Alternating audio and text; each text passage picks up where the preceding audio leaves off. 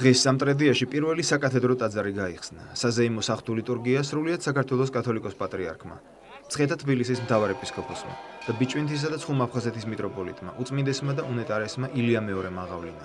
წირვალოცვის დაწყებამდე ეკლესია ხონისა და სამტრედიის მიტროპოლიტმა საბამ აკურთხა. პირველ საზეიმო ღვთისმსახურებას უამრავი ადამიანი დაესწრო. წმინდა მეფე დავით აღმაშენებლის სახელობის ტაძრის აგებას საფუძველი 1990 წელს ჩაეყარა. საძირკველი წლების წინ თავად კათოლიკოს პატრიარქმა აკურთხა. ცენტრალურ გუმბათიანი ხუროთმოძღვრების ძეგლის არქიტექტორი რეზო ჯანაშია. ჩუქურთმები კი კობა და ზვია ძიძიგურების ნამუშევარია. კანკელის ხატები ხატმწერ ამირან გოგლიძის შესრულებულია. ტაძრის აშენებაში მთელი ეპარქია აქტიურად მონაწილეობდა. ნიკორწმინდა, მარტვილის ტაძარი, სვეტი ცხოველი. ეკლესიის ჩუქურთმები სხვადასხვა უძველესი ტაძრებიდან არის აღებული. თუმცა ყველაზე მეტი მსგავსება ეკლესიის შემკულობას ტაო-კლარჯეთის ხუროთმოძღვრულ ძეგლებთან აქვს. როგორც ტაძრის მშენებლები ამბობენ, ამ სიწმინდის აგებისას წინაპრების საუკეთესო არქიტექტურული გამოცდილება გამოიყენეს. ტაძარი ქვის ფილებით, ანუ ლორფინებითაა გადახურული. ეკლესიის ასაგებად ქვები მთელი საქართველოდან ჩამოჰქონდათ. 20 წლიანი ლოდინი საკათედრო ტაძრის აშენებისა ეპარქიაში დღეს დასრულდა. საღთო ლიტურგიის დასრულების შემდეგ სრულიად საქართველოს კათოლიკოს პატრიარქმა, უწმინდესმა და უნეტარესმა ილია მეორემ მრევლს დღევანდელი დღე მიულოცა.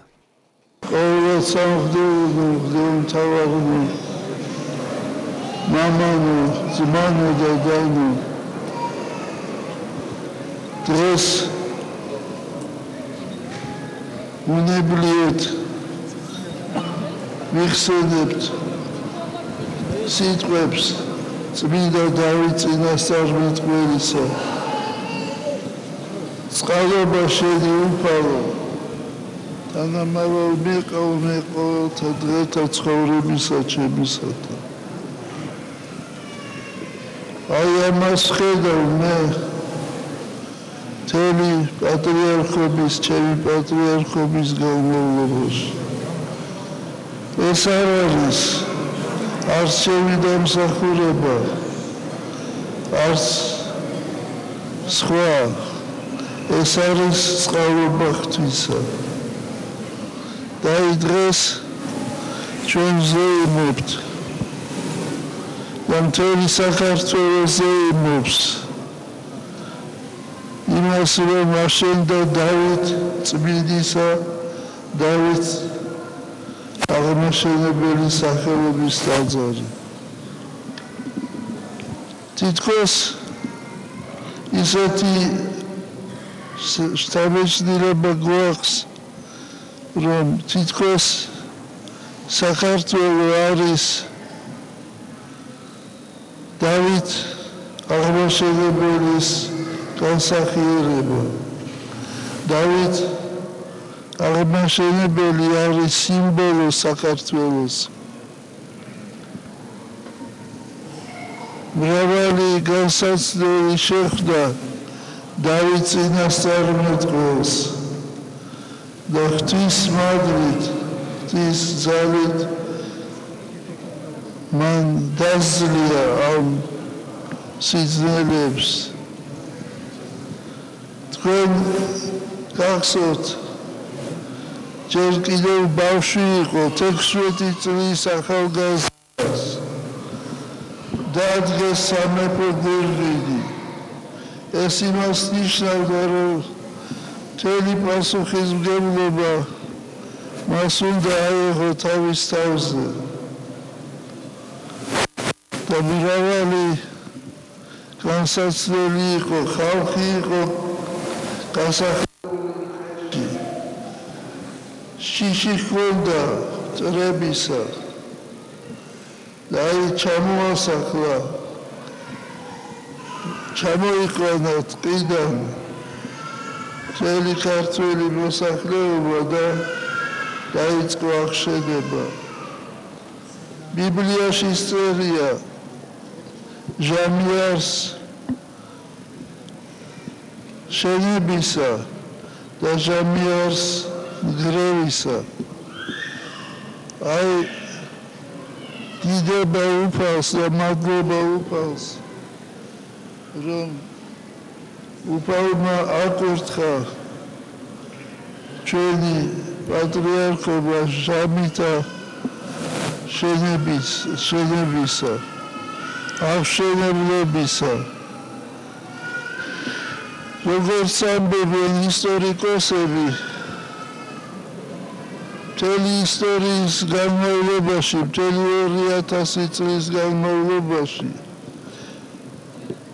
ასე ერთდროული მშენებლობა რომ ყოფილიყოს როდისმე ეს არ ახსოვს ისტორიას და არ ახსოვს ხალხს და მე კიდევ ერთხელ მინდა თქვა რომ უფალი მეფობს, უფალი გვეხმარება თუნდაც ავიღოთ წმინდა სამების ტაძარი თბილისში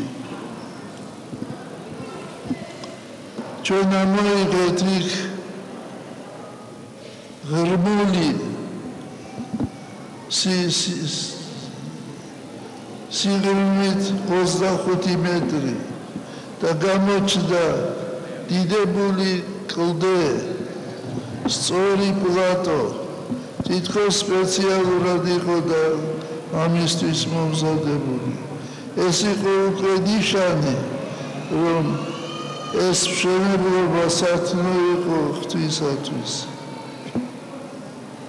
და ადამიანები რომ უყურებდნენ ამას ფიქრობდნენ რომ ამას ვინა მოავსებს ამ სიღრმეს ღმერთმა ამოავსო კი არა განაბრწყინდა ეს ტაძარი და აი ამას ვხედავ მე აქ ამ წმინდა ტაძარში და დღეს შევსწირავთ უფალს მადლობას და დიდებას ამ დიდი წყალობისათვის. ჩვენ უნდა გვახსოვდეს, რომ უფალი მეფობს, უფალი აკეთებს. როცა დავით წინასწარმეტყველმა გაამთლიანა ისრაელი და იგი დიდებით შედიოდა იერუსალიმში. მოსახლეობა მთელი ისრაელი ადიდებდა დავითს. მან შეაჩერა ეს ხალხის დიდება და უთხრა უცხარით მოსახლეობას, რომ უფალი მეფობს. მე კი არ მეფობ, უფალი მეფობს. აი ახალაც უფალი მეფობს, უფალი აშენებს. ჩვენ ვეღედროთ უფალს, რომ მშვიდობა მოღწეს უფალმა და მთლიანობა საქართველოს. ვეღედროთ უფალს, რომ მალე დაბრუნდეს აფხაზეთი და სამაჩაბლო და სხვა ადგილები. დიდება უფალს და მადლობა უფალს. ჩვენთან არის ღმერთი. მე ულოცავ მაღალყოვლად უსამხდელოს მიტროპოლიტ საბას ამ დიდებულ აზრის აშენებას. ჩვენ ხედავთ როგორ შრომობს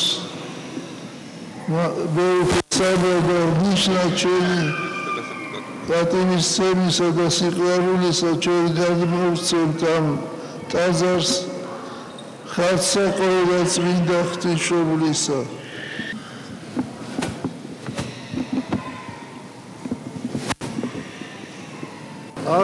კათოლიკოს პატრიარქმა დღეს ხონისა და სამტრედიის ეპარქიაში მოღვაწე სასულიერო პირებით დააჯილდოვა. მინდა ამ შემთხვევით ვისარგებლო და ყველას ერთ-ერთ მიულოცო ეს ისტორიული ფაქტი და მეორეს რომ ვისაც სურვილი იქნება ჩაუძადდნენ სამტრედიაში და მიიღონ დალოცვა უფლისაგან, დალოცვა პატრიარქისაგან და იხილონის ტაძარი, რომელიც ვფიქრობ რომ ძალიან ღირებულია არქიტექტურული მნიშვნელობით და რადგანაც პატრიარქი ჩამობრძანდება და ის აკურთხებს და გახსნის ტაძარს, ვფიქრობ რომ ძალიან მალე ეს ტაძარი ძალიან მნიშვნელოვან სულიერ ღირებულებას მიიღებს. მინდა მიულოცო ყველა სამტრედიელს დღევანდელი დღე, ძალიან მნიშვნელოვანია პატრიარქის ვიზიტი. ეს ტაძარი უკვე რამდენიმე წელიწადია შენდება და ჩვენ ყველაფერი გავაკეთეთ, რომ ეს ამ დღეს დასრულებულიყო. ასე რომ ეს არის დღევანდელი დღე, მადლიანი დღე. ტაძრის კურთხევასთან ერთად დღეს მთელი ეპარქია კიდევ ერთ მნიშვნელოვან თარიღზე იმობდა. 1995 წელს, თითქმის 200 წლის შემდეგ, კათოლიკოს პატრიარქის ლოცვა-კურთხევით მე-19 საუკუნეში გაუქმებული ხონისა და სამტრედიის ეპარქია აღდგა.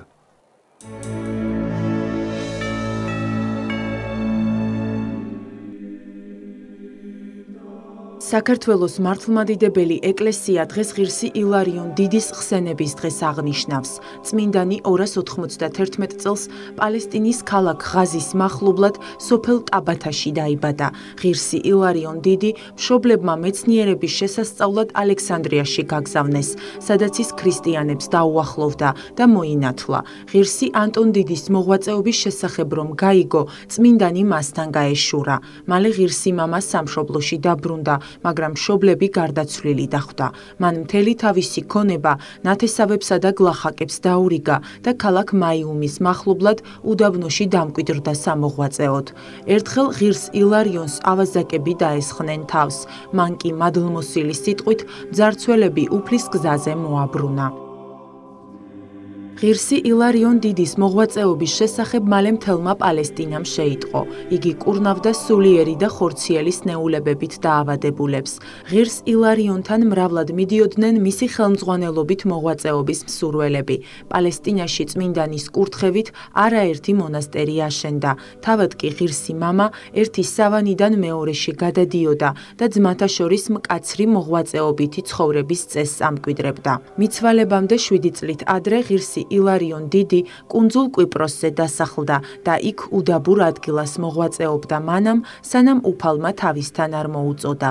მართლმადიდებელი სამყარო ღირს ილარიონ დიდს 3 ნოემბერს მოიხსენიებს.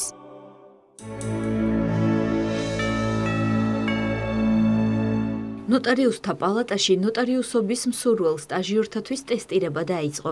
შერჩევა ზოგადი უნარების გამოცდით დღეს დაიწყო და 5 ნოემბრისთვის დასრულდება. პალატაში განაცხადების სტაჟიორობის 261-მა მსურველმა შეიტანა.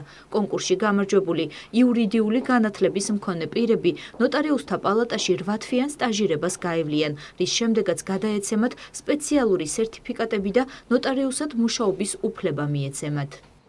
იმისათვის, რომ ნოტარიუსის თანამდებობა დაიკავოს უმაღლესი იურიდიული განათლების მქონე პირმა, აუცილებელია მას ჰქონდეს 2 წინაპირობა. ერთი ეს არის, რომ გავლილი ჰქონდეს სტაჟირება ნოტარიუსთა სასწავლო ცენტრში, ან ჰქონდეს პრაქტიკული გამოცდილება 5 წლის იურისტად მუშაობის სტაჟი. აი, 1 წლიანი სტაჟის მოსაპოვებლად სტარდება სწორედ ის გამოცდები, რომელიც დღეს დაიწყო საქართველოს ნოტარიუსთა პალატაში. გავლილი 8 თვიან სტაჟირებას ნოტარიუსთა პალატაში, რაც მოიცავს 5 თვიანი თეორიული კურსი, ლექციები წაგეკითხება, 8 უკვე პრაქტიკული. და შესაბამისად მომავალში ნოტარიუსობაში შემიწყობს ხელს. პროექტ ჰარმონიის მოზარდები და მათი მასწავლებლები აფხაზეთის ავტონომიური რესპუბლიკის უმაღლეს საბჭოს ეწვივნენ. სახელმწიფო სტრუქტურის მუშაობა და აფხაზეთის სკოლების სპეციფიკა სტუმრებს უმაღლესი საბჭოს თავმჯდომარემ თავად გააცნო. გია გვაზავას განცხადებით მსგავსი ღონისძიებები დევნილი მოზარდების საზოგადოებაში ინტეგრაციას უწყობს ხელს. პროექტი ჰარმონია საქართველოს განათლებისა და მეცნიერების სამინისტროსა და ამერიკის შეერთებული შტატების განვითარების სააგენტოს თანადგომით ხორციელდება. პროგრამა მიზნად ისახავს მოსწავლეებისა და მასწავლებლების გადამზადებას. მიმაჩნია, რომ ესეთი პროგრამა კიდევ უფრო მასშტაბიანი უნდა იყოს და მეტი შეხვედრები უნდა იყოს, რომ ბავშვებმა იცოდნენ, რას აკეთებენ მათი მამები, მათი უფროსი ძმები და ჩვენც ის გეზი მივცეთ, რომელიც ჭირდება ჩვენ ქვეყანას და ჩვენ სამშობლოს. დიდი სურვილი გვაქვს, რომ ჩვენთან ერთად იყოს ასევე აფხაზეთის სკოლები. მართალია, ჩაერთო რამოდენიმე აფხაზეთის სკოლა, მაგრამ უფრო მეტი რაოდენობა უკეთესი იქნება, იმიტომ რომ დაინტერესებულები ვართ მათთან ურთიერთობით და გვაქვს დიდი სურვილი, რომ ერთად განვახორციელოთ ესა თუ ის პროექტები. გადავარჩინოთ სიცოცხლე. ამ დევიზით სასულიერო აკადემიის სტუდენტებმა საქველმოქმედო აქცია გამართეს. უნარშეზღუდული მეგობრების დასახმარებლად ახალგაზრდებმა გამოფენა გაყიდვაზე თავიანთი ნამუშევრები წარადგინეს. ნახატები, ხალხური რეწვის ნიმუშები და თიხისგან დამზადებული ნაკეთობები. ექსპონატების შექმნაში სასულიერო აკადემიის სტუდენტებთან ერთად სხვა უმაღლეს სასწავლებლებიც მონაწილეობდნენ. აქციიდან შემოსული თანხა სასულიერო აკადემიის სტუდენტებს სალომე გარუჩავასა და ნინო ხუციშვილს გადაუდებელი ოპერაციის ჩასატარებლად გადაეცემათ. მინდა უთხრა საზოგადოებას, რომ ეს ბავშვები არიან ჩვენი განუყოფელი ნაწილი და მათ ჭირდება დახმარება და ვთხოვ ყველას, რომ გამოიჩინონ ყურადღება, რათა ამ ადამიანებმა თავი ბედნიერად იგრძნონ. მადლობთ ბავშვებს პირველ რიგში, ვინც გამოიჩინა ინიციატივა. ძალიან სასიამოვნოა. ჩემი თვალთახედვით აქ ყოფნა არის ძალიან სასიამოვნო, მით უმეტეს თუ გავითვალისწინებთ იმას, რომ ჩემი სტუდენტებიც აქ არიან ყველანი. ბავშვებო, ძალიან დიდი მადლობა, მიყვარხართ ყველა და დაგიფასებთ მომავალში. სპორტისა და ახალგაზრდობის საქმეთა სამინისტროს ევროპის საუნივერსიტეტო სპორტის ფედერაციის პრეზიდენტი ალბერტო გალტიერი და ასოციაციის გენერალური მდივანი მატიას პეკოვნიკი ეწვივნენ.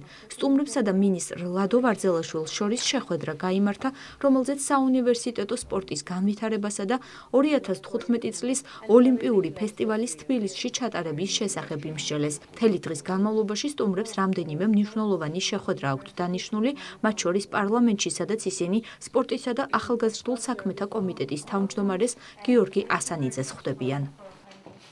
ტარდება დაახლოებით 16-მდე სხვადასხვა ტურნირი საუნივერსიტეტო სპორტის სახეობებში და მე ვფიქრობ, ერთ-ერთი მათგანი საქართველოსთვის ძალიან კარგი იქნებოდა, რომ საქართველოს ჩატარებულიყო, ამიტომ მათ თანხმობა მოგვცეს, ხე მოხდება უბრალოდ შეთანხმება თუ რომელი ტურნირი შეიძლება ჩატარდეს და 2015 წლისთვის შეიძლება საქართველოში ევროპის უნივერსიადას უმასპინძლოს საქართველოს. ათასობით სტუდენტი იქნება ჩამოსული ჩვენს ქვეყანაში და მიიღებს მონაწილეობას მაღალი დონის საერთაშორისო ტურნირში. ეს არის ძალიან მნიშვნელოვანი საუნივერსიტეტო სპორტის განვითარებისთვის.